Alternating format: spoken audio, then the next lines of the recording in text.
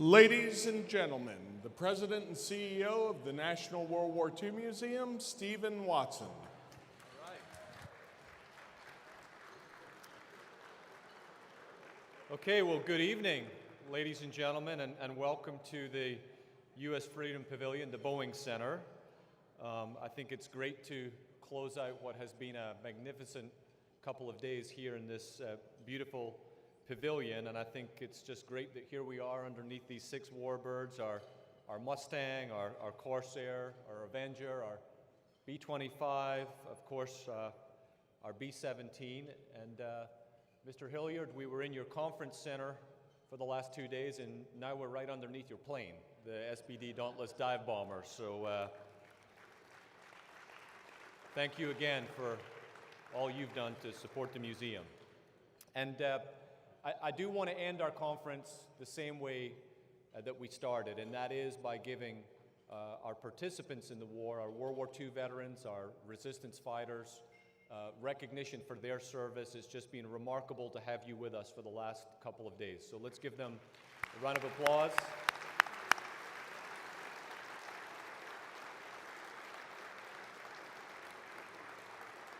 And so many of you have already come up to me and said how special it has been to have Nicole, Tony, and Lucky participate as speakers in this conference. So thank you for sharing your reflections with us. It's just been extraordinary. I also, of course, want to acknowledge our speakers. And, you know, I said this at the beginning, but many of you have come from far to share with us your time and your talents with us over these last 3 days. So all of our speakers, thank you for being here. It's just been remarkable to have you.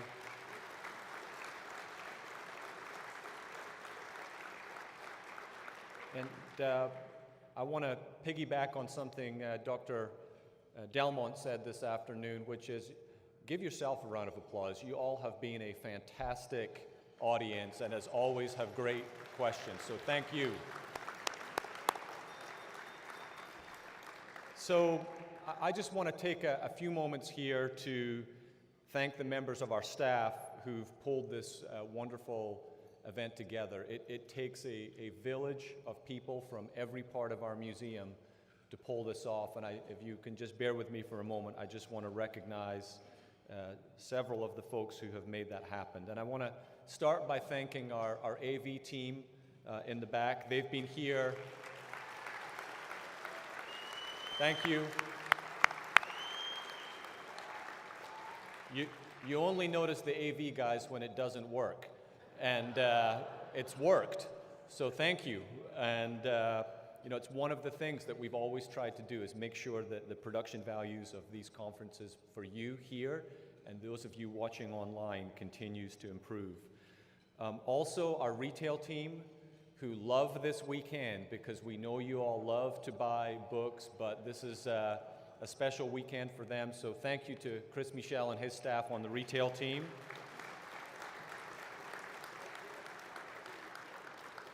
I think we have a UPS and a FedEx plane arriving in New Orleans tomorrow morning to ship these out to you guys. So hopefully that's not too much of a budget buster, but we'll see.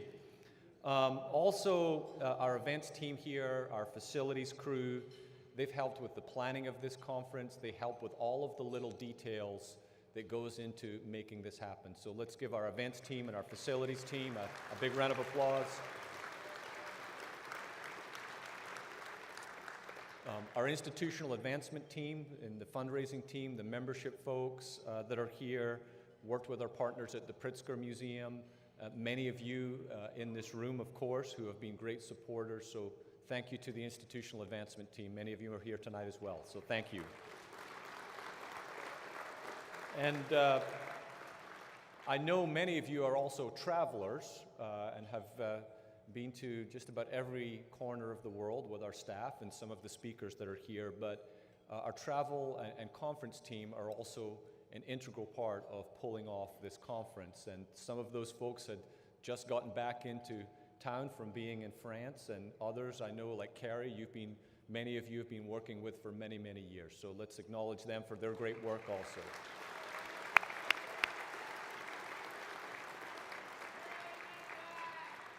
Big shout out for Carrie, I bet that's what that was. So, and then, we consider our team at the Higgins Hotel and Conference Center as part of our team, and I hope you all have enjoyed your stay at the Higgins, and I think they've all done a remarkable job of just making our last couple of days feel comfortable and just wonderful. So let's thank the Higgins team for all that they've done also. And finally, of course, our team in the Jenny Craig Institute for the Study of War and Democracy, led by a gentleman who I will introduce in just a moment, Dr. Mike Bell. But I think just about every member of the Institute has been involved in putting this conference together. And of course, although he hates when I do this, I want to specifically recognize Jeremy Collins,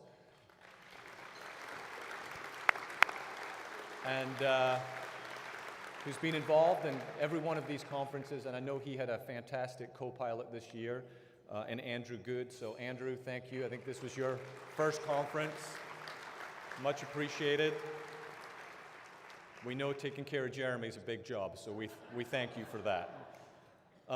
And then, really last but not least, of course, our presenting sponsor, the folks at the Pritzker Military Foundation and Pritzker Military Museum and Library, for their continuing support of making this conference great. Okay, so to bring us home, I want to ask our wonderful Master of Ceremonies, Dr. Mike Bell, back to the stage to introduce the final session of our 15th International Conference on World War II. Thank you all.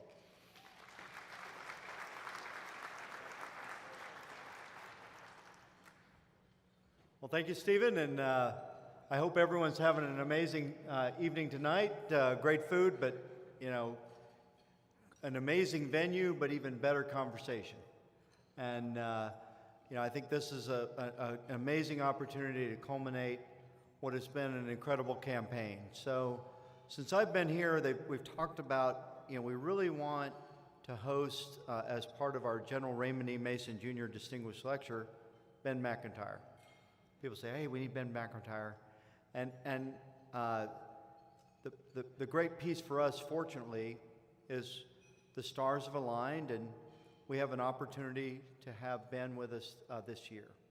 And hopefully he thinks the stars have aligned as well, but we certainly do, and I think this will be, the goal this time was to bring different perspectives on each of the sessions, hear from amazing participants, authentic voices, different views, different theaters, but really to bring this to a kind of culmination this evening. And so no pressure, Ben. It's a pretty tough act to follow, though, particularly after Don's tour de force with Lucky Luckadoo in this last piece. So I just want to, make sure that the bar is set high enough. So Ben's the associate editor for the Times, and he's a best-selling author of an incredible 9 books, including A Spy Among Friends, which won the 2014 Spears Book Award. He's a leading expert on the history of espionage, which is always a kind of, crowd pleaser. So if you can't like espionage, you're probably either asleep or you're in the wrong conference. And his work, his scholarships inspired these popular adaptations, including the 2022 Netflix and Warner Brothers release, Operation Mincemeat, the true story that changed the course of World War II. So I commend that for you, which is based on his 2010 book of the same name. So Operation Mincemeat. Tonight you can watch it on Netflix, but not yet. You have to wait till after we're done. Earlier this year, the BBC released SAS, Rogue Heroes, which is a mini-series based on Ben's very extensive research into the British Special Air Service secret files in his book, Rogue Heroes. So, another kind of amazing kind of transition piece is we're talking about how do we hook these other generations who in many ways are exposed to the war through these other venues, different than through books and other areas like that. And so, Ben, I think, congratulations, Mabruk, you've done a phenomenal job of doing that through your scholarship. Now tonight, Ben's going to provide us with a look at his most recent book, Prisoners of the Castle, an epic story of survival and escape from Colditz, the Nazi fortress prison. And then certainly in a Q&A, an opportunity to talk to him about his corpus of work, which has been quite incredible and impressive over the years. So with that, team, please help me welcome Ben Macintyre to the stage.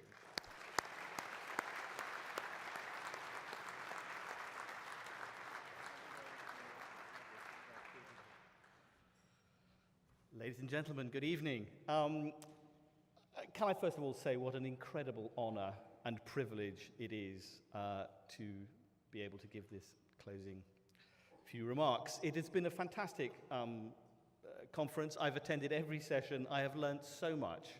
And thank you all for this wonderful, very warm Louisiana welcome. So, from this cheerful moment, I'm going to take you somewhere extremely grim.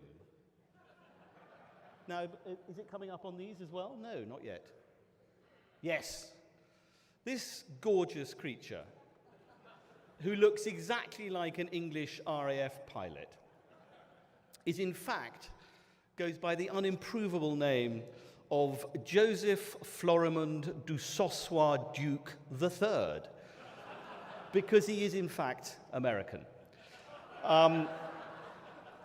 Duke was the first American prisoner in Colditz. He was the oldest paratrooper in the American Air Force at 52, and he was probably the least successful secret agent of the Second World War.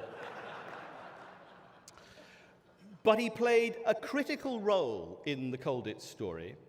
He arrived in 1944, and he had an extraordinary effect on the morale of the prisoners who were there, because as the first American, he was really the first intimation that the war was coming, that the Americans were coming. So he's an important way to start this story in a way, because he is emblematic of one of the themes of this book, which is that there are many different ways to fight a war. Florimond du Sossois Duke III never fired a shot in anger. But he played, as you will find out towards the end of this story, a really pivotal role in what happened in Colditz. He had been an advertising executive for Time Life. He had been an ambulance driver in the First World War. And so he could easily have sat out the Second War. He was extremely well off. Part of the family owned Pan Am Airlines. He owned a large chunk of Connecticut, as far as I've been able to work out. But he decided nonetheless that he was insistent that he wanted to fight and participate. So he inveigled his way into the OSS, was placed on the Hungary desk, a country about which he knew absolutely nothing, and was then parachuted with 3 other Americans into Hungary in an operation called Operation Sparrow. Now, you won't have heard of it because it was an abject failure. Because what Duke didn't know was that his job was to parachute into Hungary and try and persuade the Hungarian government, which was wobbling at this point in the Axis embrace, to come away and to sort of desert Hitler and join the Allied powers against him. What he didn't know was that, in fact, the American codes in Bern had been broken by the Germans, and the Germans knew he was coming. And so he managed to stay at liberty for about 12 hours before he was arrested, along with his companions, and taken to this place. This is Colditz Castle, Schloss Colditz. It stands on the eastern edge of Germany. It's about 20 miles from Leipzig. It's a vast 11th century Gothic castle. It has 700 rooms. It towers over the little town of Colditz. It's built on a cliff face. And it was the hereditary palace, really, of the electors of Saxony, the great hereditary rulers of Eastern Germany. And it was always intended to be an awe-inspiring place. It was intended to intimidate. And it was also always a place of incarceration. Frequently, it was a place of incarceration for the unwanted relatives of the electors of Saxony. The rightly named Augustus the Strong, who had 273 children, locked up quite a lot of them in Schloss Colditz. It then subsequently became a mental asylum. It then became very briefly a concentration camp, as the Nazis were coming to power. And then, early in the war, in the middle of 1940, it became Oflag 4C, a prisoner of war camp for captured Allied officers. It's very important that the distinction is made here. This was an officers' camp, and it was run by the Wehrmacht. So it was an army-run camp. It was not a concentration camp. It was not a place of casual savagery. It was run mostly under the terms of the Geneva Convention. So the people who ran this prison camp tried to stick by the rules. And the idea was that it would be, first of all, impossible to escape from. And secondly, it was intended to house all the most difficult prisoners of the Reich. They were defined as Deutschfeindlich, which is a almost untranslatable German word, but it means literally German unfriendly. And these were prisoners, mostly officers who had tried to escape from other camps. So the idea was that it was to be, in the German terms, it was supposed to be the bad boys' camp. Now, if you are British, the very word Colditz has an extraordinary resonance. It is really very much part of British founding mythology. But it was not just a prison camp for Brits. As I've explained, the Americans arrived a little late, but they arrived nonetheless, as they did for the war. But it also contained French, Polish, Dutch, Belgian, Commonwealth soldiers. It really was a completely international camp. And it developed a very strange atmosphere because in many ways it became a kind of microcosm for the outer world that these officers had known beforehand. It developed its own culture. It developed its own theatre. It even developed its own form of cookery. There was a brewery in the basement. There was a winery. They produced Chateau Colditz. They even produced their own very peculiar kind of language because they were sealed off from the rest of the war. Prisoner of war camps have a very particular atmosphere to them. They're very different from civilian prisons because the prisoners inside them are literally prisoners of the war. They have no notion of when they are going to escape. Unlike civilian prisoners, they cannot tick off the passing days towards a moment of liberty. They don't know when they're going to get out. So that lends a kind of a strange stress to a prisoner of war camp. And the other aspect is that a lot of these officers were captured very near the beginning of the war. Many of them were professional soldiers who felt that they had failed in their duty, that they had somehow not managed to do what they were trained to do. And so the urge to get out and to get back to their native countries and to rejoin the war was very, very urgent. So the story of Colditz is often told as if it is the story of a band of brothers who stuck together and uniquely attempted to escape from this castle that was supposedly impossible to escape. And the myth of Colditz has stood unchanged and largely unchallenged for about 70 years. And the myth is that of a brave British officer with a moustache on a stiff upper lip, trying to break out of this castle by any possible means, tunneling, sliding down the outside on ropes made from sheets. At one point, they built a glider in an effort to try and fly out of the castle. And of course, like many legends, that is partly true, but it is not the whole truth. Because while Colditz did contain some extraordinarily imaginative and resolute people who were dedicated to escaping, and there were more attempted escapes from Colditz than any other prison camp, it also contained other sorts of people. There were communists, there were scientists, there were poets, there were also spies, there were also traitors inside Colditz. Now, the person most responsible for creating the Colditz myth is this man. His name was Pat Reed, and he was the first British prisoner into Colditz, And after the war, he hated the place on sight, and then spent most of the rest of his life writing about it. He wrote 3 books after the war, which became huge bestsellers. He was also the advisor on a very, very successful multi-part television documentary made by the BBC. It was then the most popular, in the 70s, the most popular drama series ever made by the BBC. And what Reed did was to give the misimpression. He was one of those extraordinary people, Reed, that was never got down by war. He regarded escaping as his sacred duty, and he talked about almost nothing else. And he gave the lasting misimpression that everybody in Colditz had been just like him, but they weren't. His main antagonist in this prison was a man called Reinhold Eggers, Hauptmann Reinhold Eggers, who would become the head of security for Colditz.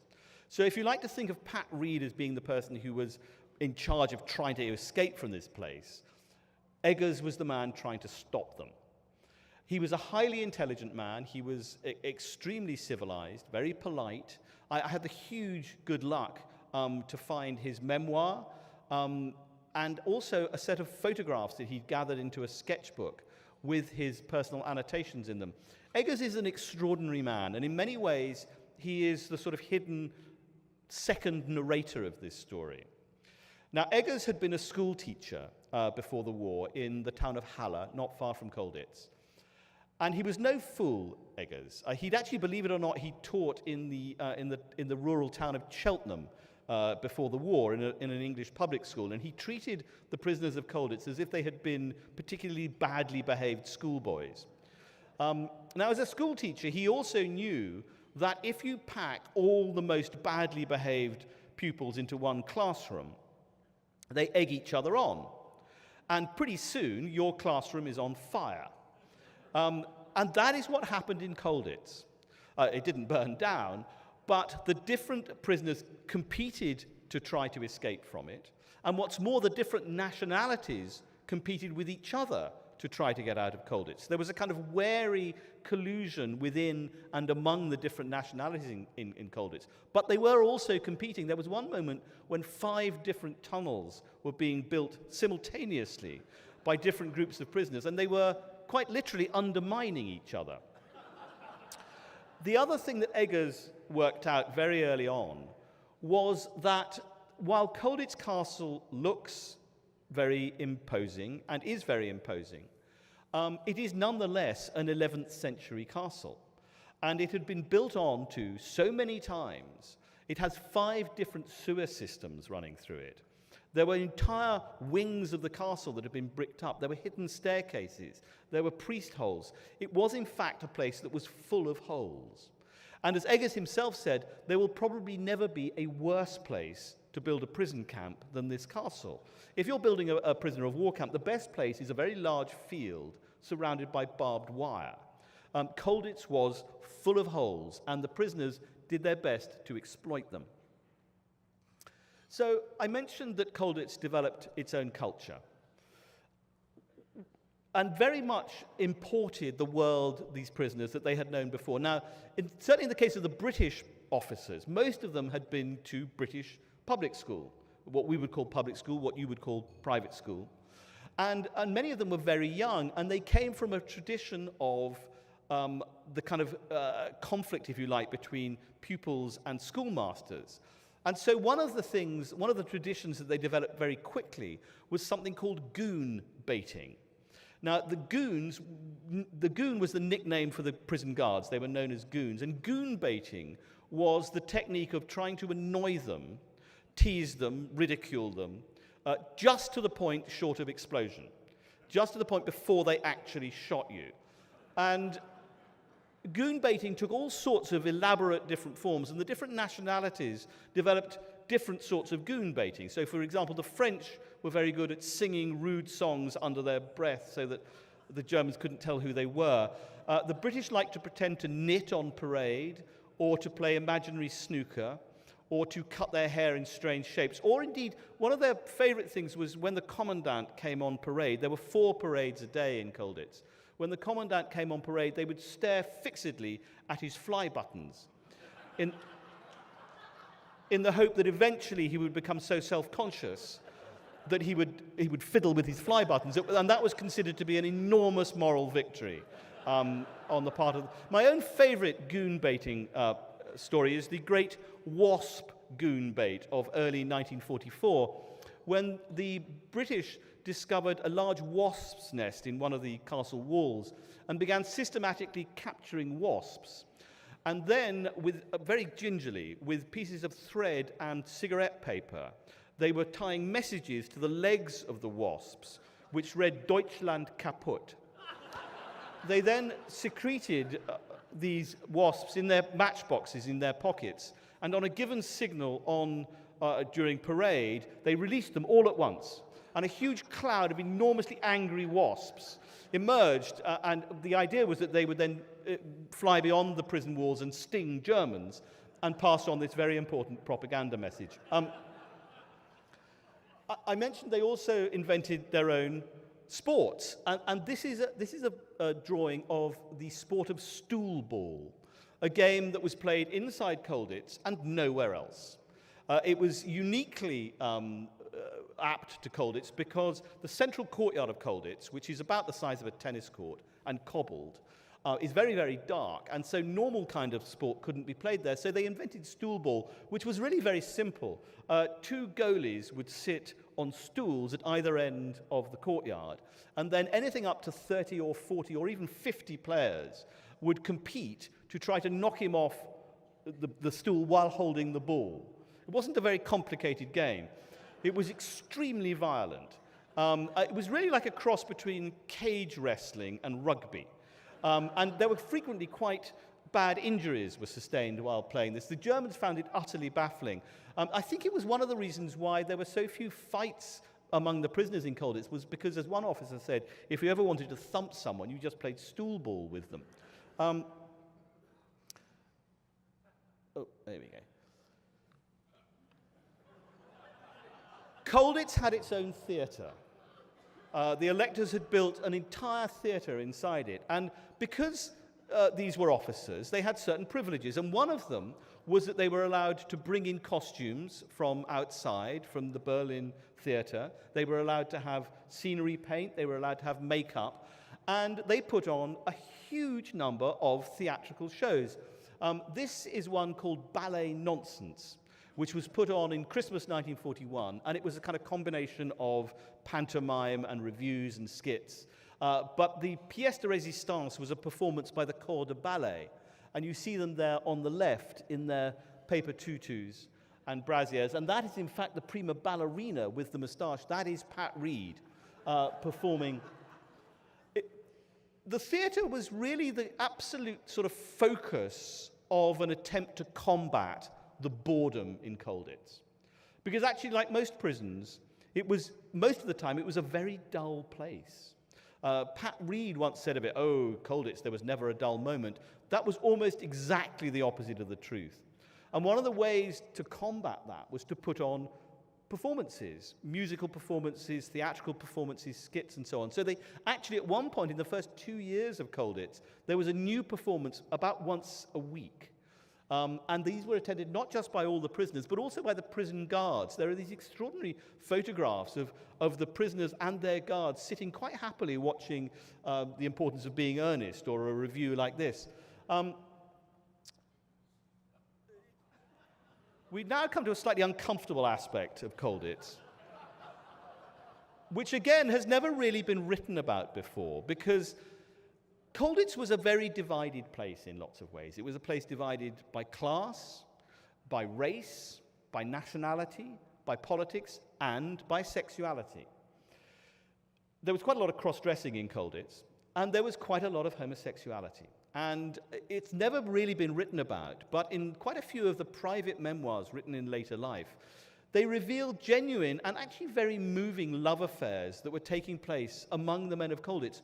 What did we think was going to happen if you lock up men for 5 years? Of course it happened, although everybody after the war denied it. It's just another example of the way that the Colditz myth, the kind of the established template, doesn't quite fit the truth. Escape was the central conversation in Colditz. Not everybody attempted to escape, but pretty much everybody contributed to the escape attempts, and there were many, many, many of them. This is a photograph of a man called Airey Neave. Now, Airey Neave went on to become a Tory MP in Britain. He became a very senior advisor to Margaret Thatcher. And then he was murdered in 1979 by a car bomb inside the Palace of Westminster. It's a tragic story, and he would have been somebody that would go on to very great things. He was a very young prisoner in Colditz, and he was an interesting man, Airey Neave, because he was an undiagnosed depressive, I think. And one of his ways of dealing with that was to obsessively think about trying to escape. And he worked out that actually the best way to get out of Colditz was to be completely brazen.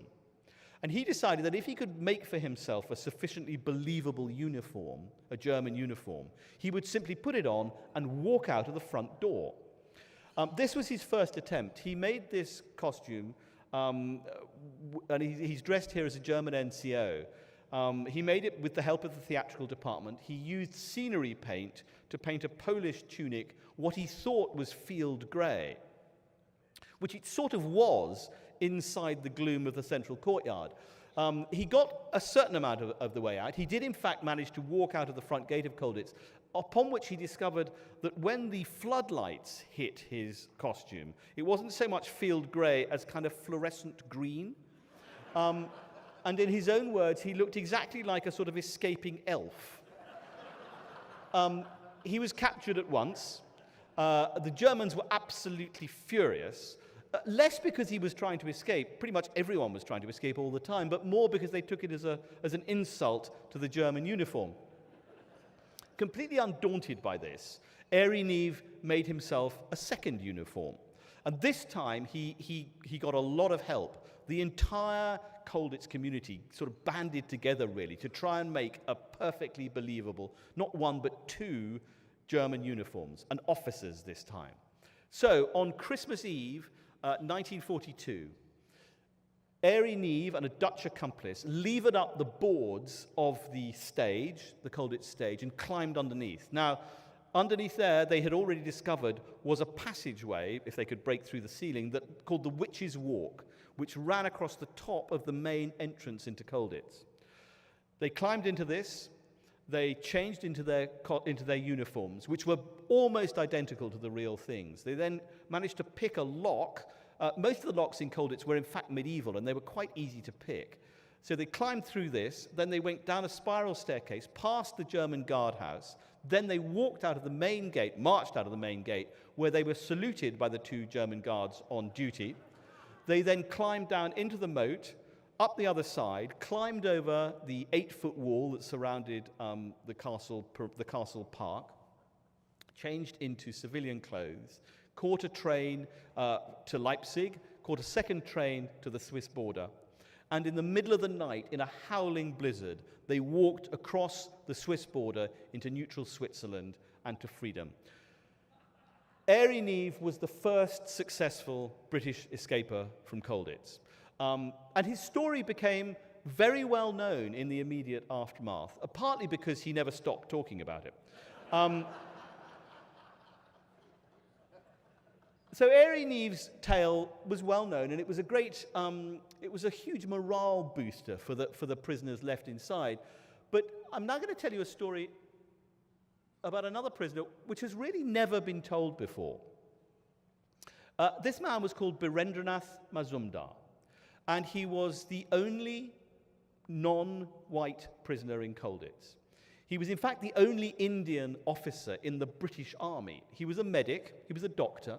He was born near Calcutta, trained as a surgeon, was a very, very good doctor, and he was captured near Dunkirk right at the beginning of the war.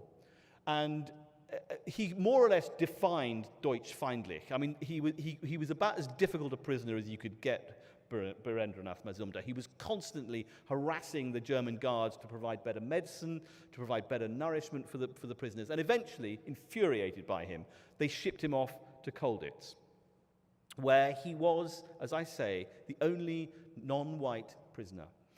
And it is painful to have to say this, but in Colditz, he suffered the most appalling racism. Not from the German guards. The Germans regarded Birendranath Mazumdar as a propaganda opportunity. I'm afraid it was the other prisoners who treated him completely as a second-class citizen. He was made to cook and clean. He was made to cook curries all day. He was nicknamed Jumbo. He was mocked for his accent. And worst of all, Mazumdar was told that he was not allowed to attempt to escape from Colditz because he was the wrong color. He was told that if you leave the castle, they'll immediately identify that you're an escaped prisoner and you won't get very far. As I say, the Germans regarded Mazumdar as a propaganda tool, really, because one of the interesting things about Mazumdar was that he was a fierce Indian nationalist. He had volunteered for the Royal Army Medical Corps, but nonetheless, he was strongly opposed to British rule in India. The Germans got wind of this and tried to persuade him to broadcast to India on behalf of the Germans. At this point, some Indian nationalists, led by Subhas Chandra Bose, the great nationalist leader in India, were prepared to fight on the German side. And the Indian Legion was being gathered in Berlin, mostly from prisoners of war. And so Birendranath Mazumdar was taken to Berlin, where he met Subhas Chandra Bose, and he was offered money, he was offered liberty, he was offered very comfortable quarters, if he agreed to broadcast on behalf of the Germans. And he wrote a whole series of rather astonishing, very moving poems in Bengali, discussing, sort of talking about this intense internal battle he had over whether to accept this very attractive offer from the Germans or whether to stick with his oath of allegiance to the British crown. He decided he couldn't break his word of honor. To the Germans' fury, he refused their offer. He returned to Colditz, thinking that the British and the other prisoners would now treat him as an equal. They did not. They now decided that he must be a spy of some sort, and he was completely ostracized. So Birendranath Mazumdar did something very brave indeed. He went on hunger strike.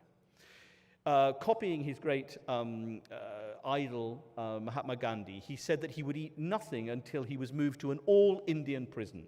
There was one all-Indian prison in the south of France. He went on hunger strike for 14 days. He very nearly died, and eventually the commandant relented. Birendranath Mazumdar was moved to this all-Indian prison, from which he escaped. He climbed over an 18-foot barbed wire fence and walked 400 miles across occupied France to the border with Switzerland, where he struggled across the border, presented himself to the senior British officer in neutral Switzerland, whereupon he was arrested. It was assumed that Mazumdar could not have done what he'd done without German help. It's a terrible story, but again, it's one that doesn't really fit into our conception of what Colditz was like. And here's another one. As officers, the prisoners in Colditz had the right to servants. They, under the Geneva Convention, all captive officers had orderlies, batmen, who would look after them. They would do the cooking and cleaning, but they were also prisoners of war. And you see a small group of them here. Their jobs were to cook and clean, polish boots, generally keep the place tidy. But they were also not allowed to escape. So you have this extraordinary situation where there is a sort of socio-economic chasm running right through the middle of Colditz. There is a sort of master group and there is a servant group. And the master group, who outnumbered the servants at all times, had privileges, and the POWs, the ordinary privates who served them, did not. So at one end of the scale you have, as it were, a working class in Colditz, and at the other end was an aristocracy. It is a strange habit of British life that whenever three upper middle class Brits are gathered together, two of them will form a club to exclude the third.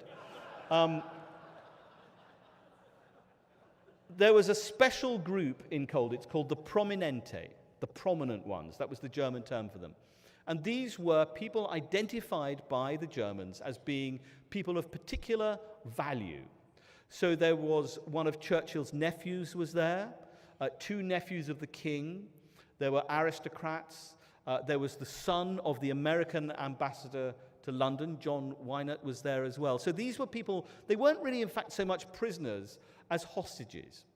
They were being held by the German authorities as sort of propaganda tools, but also as kind of coupons, really, to be cashed in when the time came, when they were needed to do so. So you have this extraordinary kind of social division. Now, the most famous prisoner in Colditz, by some way, was Wing Commander Douglas Bader. Now, Bader was hugely famous during the war, and in fact, he was almost as famous in Germany as he was in Britain. He had lost both his legs in a flying accident before the war, so he had two prosthetic tin legs. And nonetheless, he managed to persuade the RAF to let him fly, and he became a very successful Spitfire pilot. But he also became a kind of poster boy for the war. The War Office realized very early on that Bader would be a very useful way of advertising overcoming adversity, both in his own disability, but also as a fighter pilot. Bader was shot down over northern France early in 1942, and as he was bailing out of his Spitfire, one of his prosthetic legs became trapped under the joystick. And as his parachute inflated, the leather straps holding it in place snapped, and he floated free with only one leg. He was captured on the ground, obviously very quickly, by the Germans. And then something very extraordinary happened. As I say, he was extremely well known in Germany and was treated as a sort of arriving celebrity. And the Germans, believe it or not, contacted British intelligence with a message to say, Douglas Bader needs another leg. And amazingly, the RAF flew one out in an operation brilliantly codenamed Operation Leg. This extra leg was parachuted into northern France, reattached to Douglas Bader, who immediately tried to escape. He was captured. He was then attempted to escape again. He was recaptured. And then he was taken to Colditz. Now, Bader is an extraordinary character because he was quite bafflingly brave. I mean, he was able to inspire feats of courage in other people that they never thought possible. He raised millions for disability charities after the war. But he was also a monster. Douglas Bader was an extremely unpleasant man. He was arrogant, he was rude, he was particularly unkind to anybody he considered to be of lower social status. And that also went for his batman. You see him here. This is, you see Bader with the pipe, and between his legs, squatting below him, is a man called Alex Ross. Now, Alex Ross was a medical orderly, a private from Scotland, who was there to serve Douglas Bader. And his jobs included cooking and cleaning, carrying Bader up and down 4 flights of stairs every day for his bath, and generally looking after him. Now, Bader had special rations because he was so well known. Luxuries like eggs and bacon and that sort of thing. None of this ever reached Alex Ross. Alex Ross could never recall a single occasion on which Douglas Bader had actually ever thanked him. 2 years before the end of the war, there was a prisoner exchange scheme in which ordinary prisoners, never officers, but sort of the other ranks, could be swapped out for captured German soldiers. And Alex Ross was selected for this. And he was excited and very, looking forward to this, obviously, not least because it meant he would be able to get away from Douglas Bader. So he approached Douglas Bader in the courtyard and said, I have very good news, Wing Commander, I'm going home. And Douglas Bader said, no, you're not. He said, you're my lackey. This is a quote. You're my lackey, and you've been brought here to serve me, and that is what you're going to do. And that is what Alex Ross did. He spent another 2 years in Colditz, carrying Douglas Bader up and down stairs for his bath. Getting out of Colditz was extremely difficult, and became more so as the war progressed. But getting out of Germany was even harder, because you needed all sorts of escape equipment. You needed money. You needed passes. You needed disguises very often. You needed a whole set of kit in order to get out. Now, British intelligence had set up a special section called MI9. Now, we've all heard of MI5 and MI6. MI9 is much less well known. MI9 was the part of British intelligence that was devoted to aiding captured prisoners and encouraging both captured prisoners and downed airmen, particularly, to get back to Britain or to Allied territory. And so MI9 was in charge of shipping in contraband, really, money and all sorts of things like that. Now, Reinhold Eggers, the German security chief, was no fool. And he realized that the Brits, particularly the Brits, were bringing in huge amounts of contraband to help them get out. So he bought in an X-ray machine from a hospital in Dresden and began systematically to X-ray every single parcel, tin of food, letter, everything that arrived. And this is the haul. You can see the delighted German officers. This is the haul from one day of inspecting the intercepted parcels coming into Colditz. So initially, Eggers did very, very well. He was pulling all sorts of stuff out of these parcels. But then it began to dry up. What Eggers didn't know was that, in fact, the French and then the British had worked out a way to break into the parcels office, which meant that the parcels arrived in the evening. At night, the British and French would break in, extract from the parcels what they knew was inside them, what they called the naughty packages, seal them up again, so that by the time Eggers X-rayed them, there was nothing left in them. So how did they know when these parcels were arriving? Well, this was because very early on in the war, MI9 developed a thing called the HK code, which was a very complicated numerical and alphabetical code with which the prisoners could write to cover addresses, sending secret messages. And more importantly, MI9 could write back in what appeared to be rather banal letters from their families, but were actually warning them when these special packages were going to arrive. The man you see here is, I think, one of the great unsung heroes of the Second World War. His name was Christopher Clayton Hutton. He was known as Clutty. And before the war, he had attempted all sorts of careers, all of which had failed. Clutty was a fascinating character, but he was just about three-quarters bonkers. But he was a prodigiously brilliant escapologist and inventor. Under the auspices of MI9, he began inventing escape kit and different ways of smuggling escape material into Colditz. He would hide money inside gramophone records in huge quantities that would then arrive. He worked out ways to put passes into Red Cross, not the Red Cross parcels actually, but parcels of board games that would arrive for the prisoners to play. But they also knew that these contained perfect passes. He had a most extraordinary mind, Clayton Hutton. I mean, he also worked out a system for sending in uniforms that had special buttons on them with compasses inside, which unscrewed the wrong way.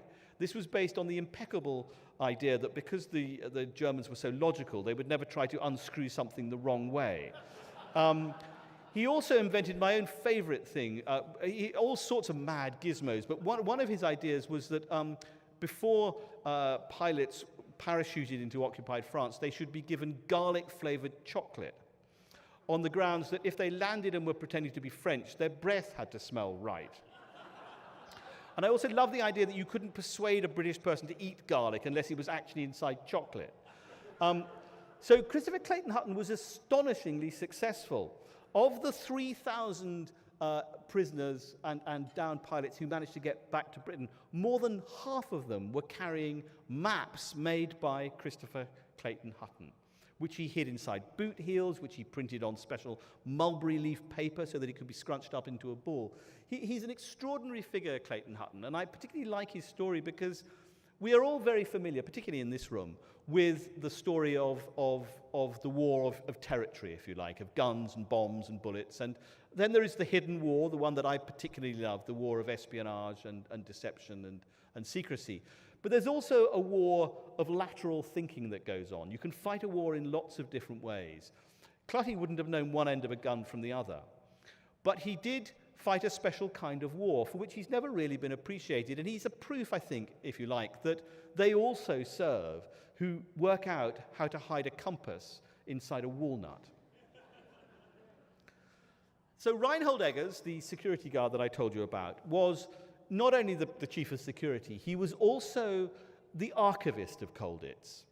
He made it his job to gather together all the artifacts of the different escape attempts that had been made. So every time he interrupted an escape attempt, he would confiscate the fake uniform, he would confiscate the rope, he would confiscate the different bits and pieces, and he put them all into something which he called the Colditz Museum, which was really there to impress visiting German dignitaries. And he became himself rather a celebrated figure, Eggers. He would tour other prison camps and advise the guards there on what they were doing wrong and what they should do right. And he amassed an astonishing collection of photographs, because amazingly he managed to persuade prisoners, after they had attempted escape, to pose reenacting their failed escapes. So you have these amazing photographs of these prisoners peering out of the tunnels that have just been rumbled. And he persuaded all sorts of people to reenact their different sorts of escape.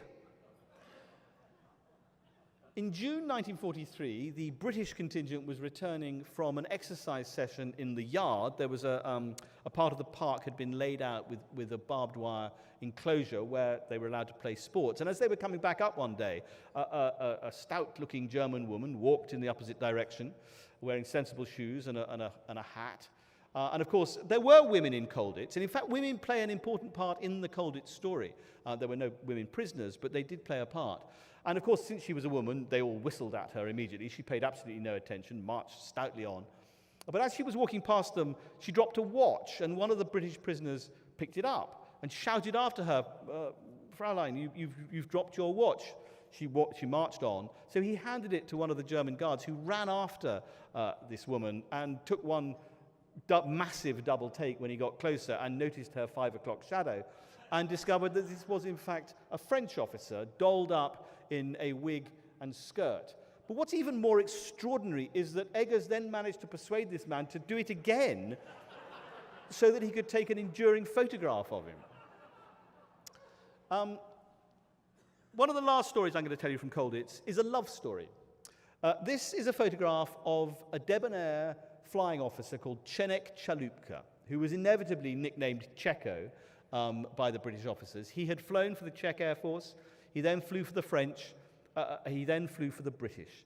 And he was shot down in the Channel and taken to Colditz. On his way, in the train compartment, he found himself sharing it. He was manacled and he was under guard, but he found he was sharing it with a rather attractive young woman. She was called Irmgard Wernicke, and she was the daughter of the head of the Nazi party in Colditz town, but she was also assistant to the town dentist. And in the course of this very long train journey, a tendresse, if you like, developed between Checo and Irma, and at the end she whispered to him, as they were climbing out of the carriage, she whispered to him, "Fake a dental emergency and come and see me and we'll meet again." So sure enough, Checo was a kind of very dodgy character. He would end up running the black market inside Colditz. He was one of those people who seemed to be able to get anything for a bunch of cigarettes and onions and passes and money and so on. But he was also extremely imaginative, and he managed to get himself an appointment with the dentist by dint of chipping one of his teeth with a rock. So he managed to get himself down to the dentist, where he bribed the dentist with cigarettes to allow him some time with Irma in the back room. He was said to be the only prisoner in Colditz who had ever kissed a girl. He claimed he'd done a lot more than kiss old Irma. He did this apparently 10 different times. He managed to get himself down to the dentist. By the end of the war, his teeth were in an appalling state. But his love life was going gangbusters. But actually, there was a lot more to Irmgard Wernicke than just a sort of infatuated dental assistant. Colditz was a very Nazi little town, and her father, as I said, was the head of the Nazi party there. But Irma was one of a small group, but a growing group, of young Germans who were strongly opposed to the Hitler project and were actively working against it. And she began to supply Checo with very important intelligence. Local troop displacements, where the armory was kept, who were the local senior Nazis, including her father. And this information was being sent back to Britain in coded letters. There was an entire spy network operating inside Colditz Castle. So I said to you that the Americans played a very important part at the end of the Colditz story. As the First Army was approaching Colditz from the west, and as the Soviets were pincering, really, coming from the east, the SS retreated to Colditz town and threatened the commandant that they were going to take over the castle. And it was our old friend Florimond Duke III who negotiated really an agreement with the German commandant to make it look as if the German guards were still in control when they weren't. He persuaded the commandant to allow them access to the armory should they need it. And so in the final days of Colditz, as the First Army was approaching, you had an extraordinary situation where the prisoners had become the guards, and the guards had secretly become their prisoners. So the liberators of Colditz were 4 GIs from the 9th Armored Division, a reconnaissance unit that was sent ahead. And the first civilian into the castle was this person, again, someone that very few people have ever heard of. Her name was Lee Carson, and she was an astonishing woman war reporter. We all know about Martha Gellhorn, but Lee Carson's achievement was in some ways even more extraordinary. She had worked for Good Housekeeping before the war. She came from Chicago, and she was then sent out as a news service reporter. Now, women reporters were technically not allowed near the front.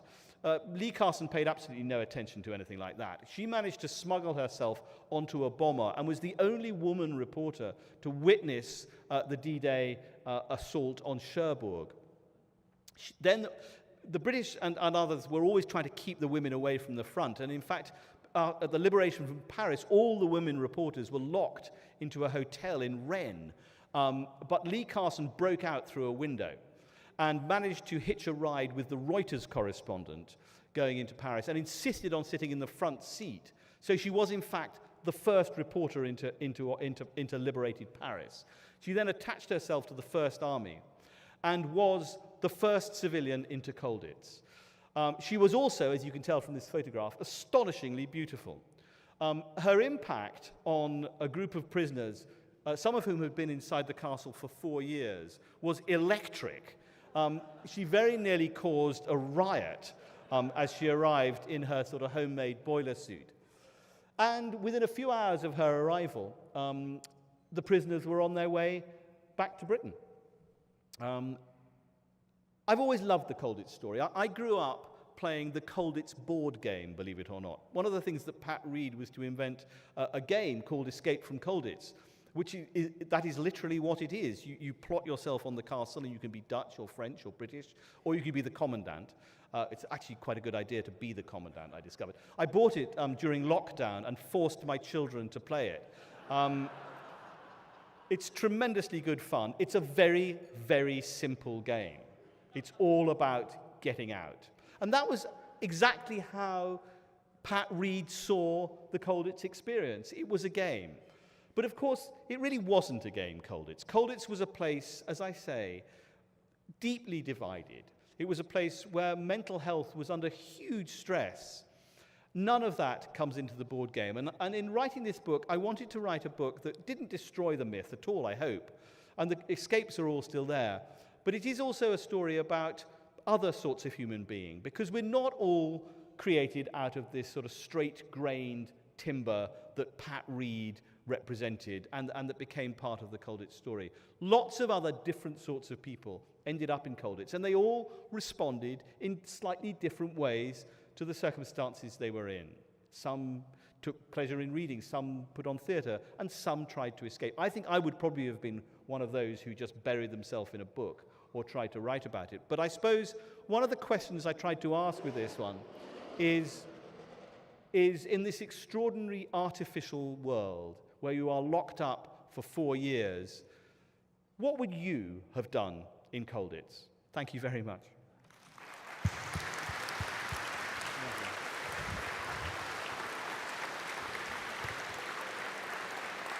Thank you. Well, folks, I think you can see why we've been so eager to have Ben here. Ben, thank you so much. As detailed as the talk was, having read your book, I know there are a lot you left out. We're now ready for question and answer, so please raise your hand. We'll bring the microphone to you. We're going to start to your left, Ben, with Connie. If you could please stand, ma'am. Hi, Ben. Thank you at first for being unambiguous about questions of sexuality, because very early on I was like, is this a thing? So thank you for that. I have two questions. One is a little bit silly and one's kind of a footnote, but I'm curious. First of all, the Polish prisoners, you say they were all accorded privileges according to the Geneva Convention, but I know that German propaganda and German race theory didn't really see Poles as fully human. So I want to know how or why they were given those rights in this context. Next one is the silly question. You mentioned the theatrical productions. So I know that when Shakespeare was writing, women weren't allowed to be on stage, so all the actors had to be dudes. Did they put on Shakespearean productions in this prison camp? Let me answer the second one, which is not silly at all. Yes, they did a lot of Shakespeare.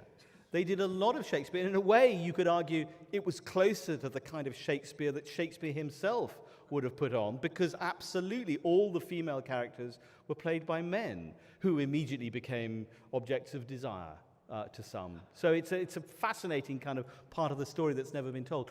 You're absolutely right about the Poles. The Poles were not regarded by the Germans as being signatories to the Geneva Convention, because as far as the Germans were concerned, the Polish state had vanished, that there was no longer a Polish state. And so the Poles were treated as officers, but on sufferance.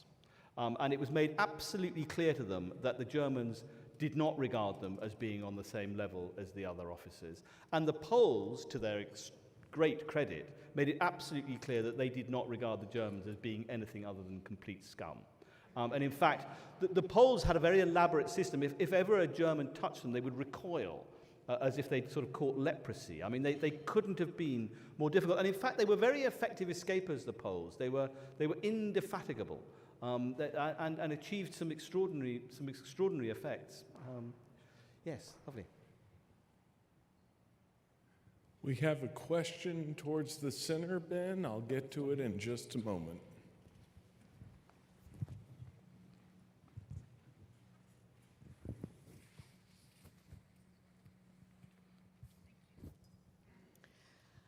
You showed the photograph of the impregnable castle on the cliff, and thank you. I was struck. Is there any chance that Castle Colditz was the inspiration for Alistair MacLean's novel and subsequent movie, Where Eagles Dare? I'd be very surprised. I don't know if it was, but I would be equally surprised if it wasn't. Because Colditz became so famous after the war. It became absolutely embedded into sort of British life. And I'd be very surprised if MacLean hadn't seen it as the model for that. I don't know if it was directly done. It's a very strange place, Colditz, because it's actually, believe it or not, it is now partly a hotel. You can stay in the sort of German quarters. I spent quite a lot of my summer there when I was researching it. Everyone has to have a holiday somewhere, and I decided to spend mine in Colditz. It's actually quite comfortable, but it's a very strange place. It's not nearly as looming and sinister now as it was then. It's been painted white and it's been done up, and it's actually rather beautiful, but it towers over the landscape. It's a really, very much like the scene in Where Eagles Dare. It is a sort of hilltop schloss. It looks more like a fairy sort of castle now than it does like a sort of terrifying Dracula's castle, as it were. But it's a peculiar place, and I was there for quite a long time, and I found it very eerie. I found that it was a place full of unquiet ghosts, and I was sort of allowed to wander the courtyards on my own. I spooked myself very considerably. But it's a most remarkable place. They don't quite know what to do with it. It has a very small museum in it, which I think could really do with enlarging. But it's a very strange place. Yes, any more? Ben, we have a question in the back to your right, please. So I've had the pleasure of reading Agent Zigzag and Double Cross and Spy and Traitor, which I think is fabulous. Thank you. But I'd be interested of your other espionage books about World War II. Which would be your favorite, if that's like asking a father which child Well, it is a little, actually, because I love them all equally. But you mentioned Agent Zigzag, and that is the one that sort of set me off on this espionage trail. Agent Zigzag is the story of he was a pre-Second World War crook. His name was Eddie Chapman, and he was a con man and a burglar and a safe cracker. And he was very charming and very handsome. And he happened to be in Jersey, in the Channel Islands, in prison when the Nazis invaded. And he did a deal with them.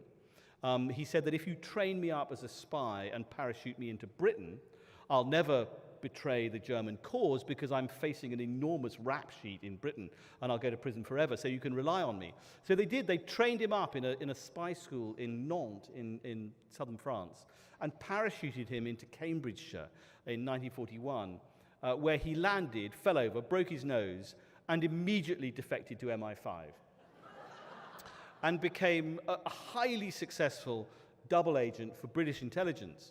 The problem with Eddie Chapman was that he was such a crook that no one could really ever quite tell whose side he was on. So he was codenamed Agent Zigzag on the grounds that if he zigged, he might also zag.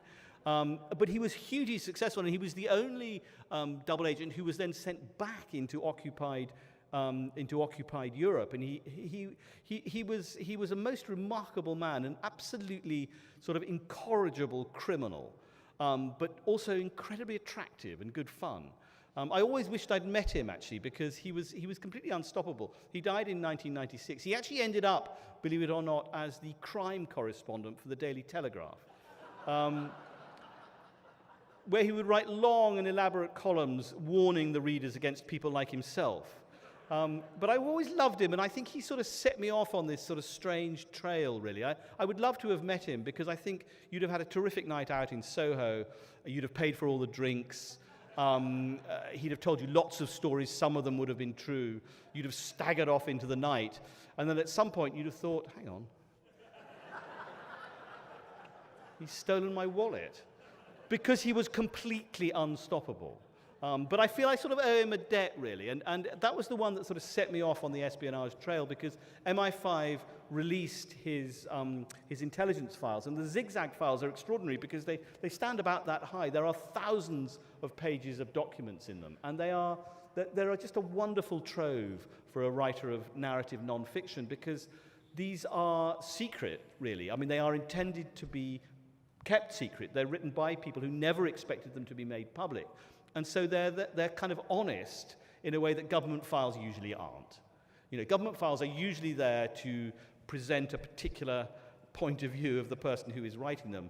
The Zigzag files are honest, and when it goes wrong, and believe me, with Eddie Chapman, it frequently went wrong, they are honest about it, and it gives you a sort of the warp and the weft of the reality that is completely wonderful, I think. So I think of the children, I'd probably give it to Eddie Chapman, the dreadful Eddie Chapman. Yes. Ben, we have a question to your right, please. I can't see them. Where are they?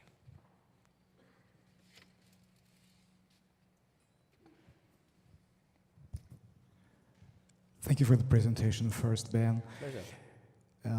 The serious question will follow, but the first one, seriously, vacation at Colditz? You don't have a life or a wife to prevent you to do things like that? Oh, no, she came too. Okay. Oh, yes, wow. no, she loved it. I'm impressed. You'll teach me that later, Actually, okay? she did, but yeah.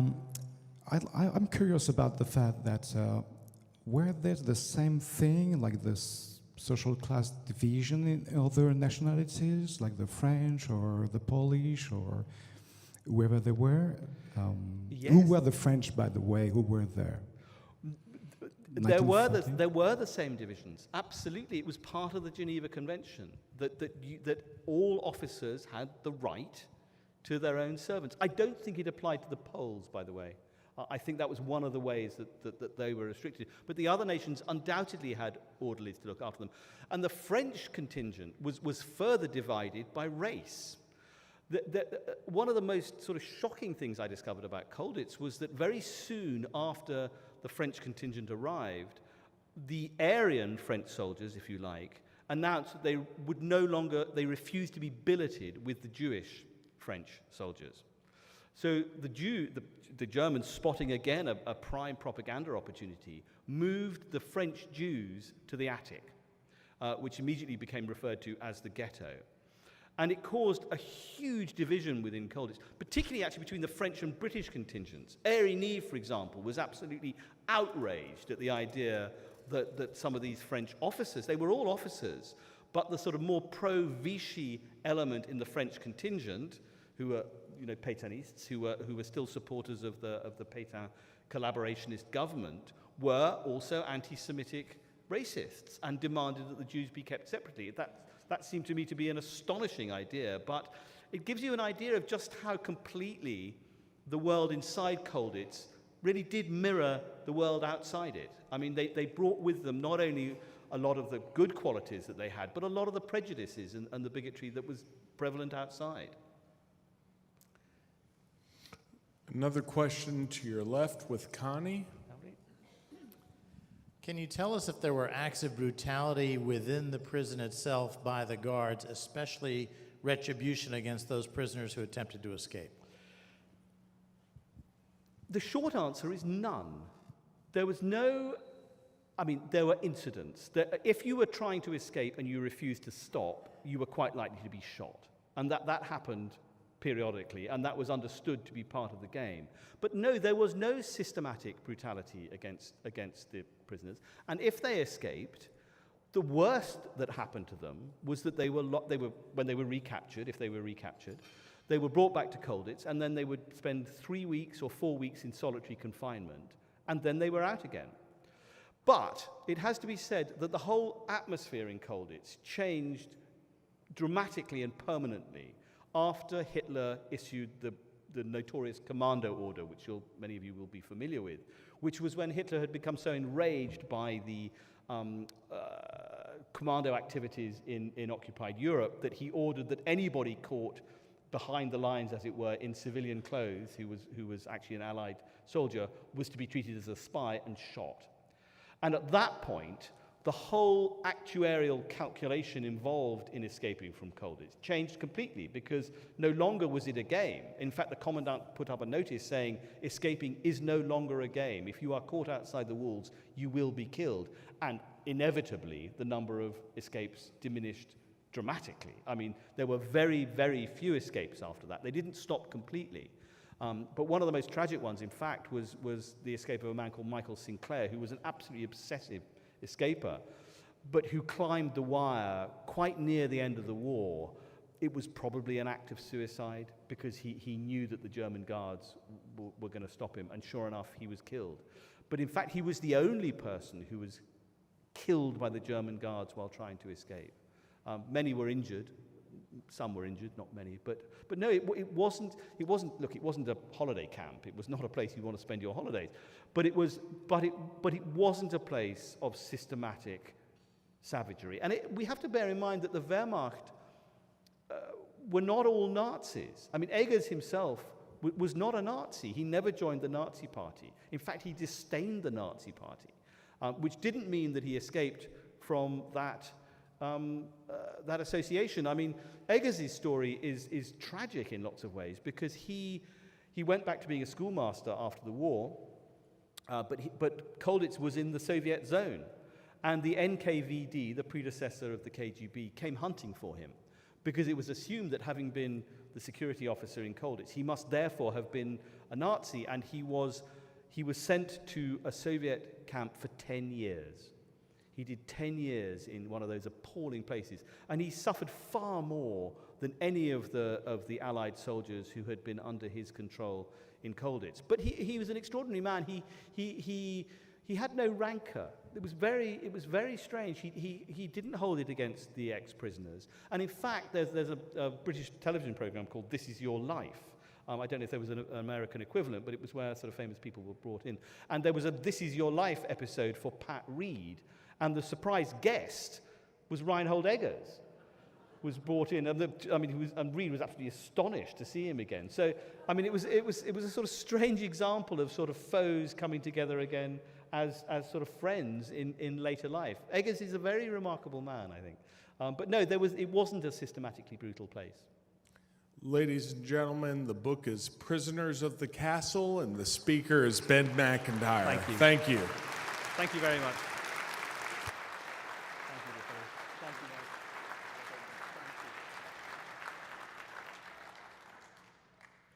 So Ben, thank you for that. You know, we've got some new terms, goon baiting, prominente, little bonkers.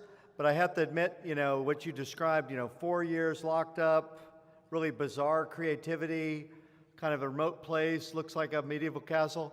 Sounds a lot like West Point to me. So, I don't know, I'm not sure how bizarre this really is, but I think I can relate to it. I had to realize it was Colditz Castle, not West Point, New York. But thanks for that. It brings back a lot of memories. Not all of them good, but pretty amazing. Thanks everybody here. Thanks to Ben for the amazing presentation. Let's give him a huge round of applause.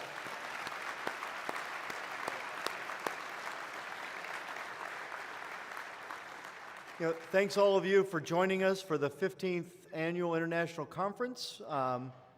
We had hoped tonight to wish Jim Deal his happy 100th birthday. So let's just give a quick shout out and just say happy birthday, Jim. So on 3, 1, 2, 3. Happy birthday, Jim. I think it's pretty cool.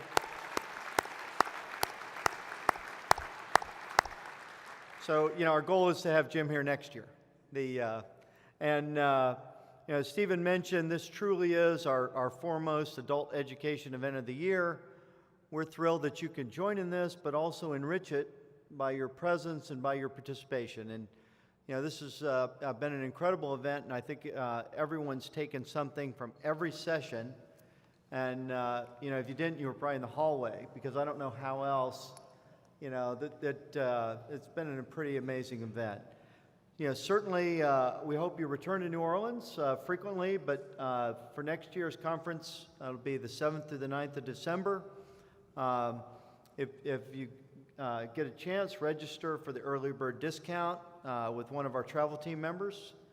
Thanks to the travel team for really facilitating that, and Sarah team, you guys have been phenomenal. And for everybody here, God bless you, Godspeed, have a great night, safe travels home, and I really look forward to seeing you not only throughout the year, but again next year for the next iteration. So with that, thank you very much.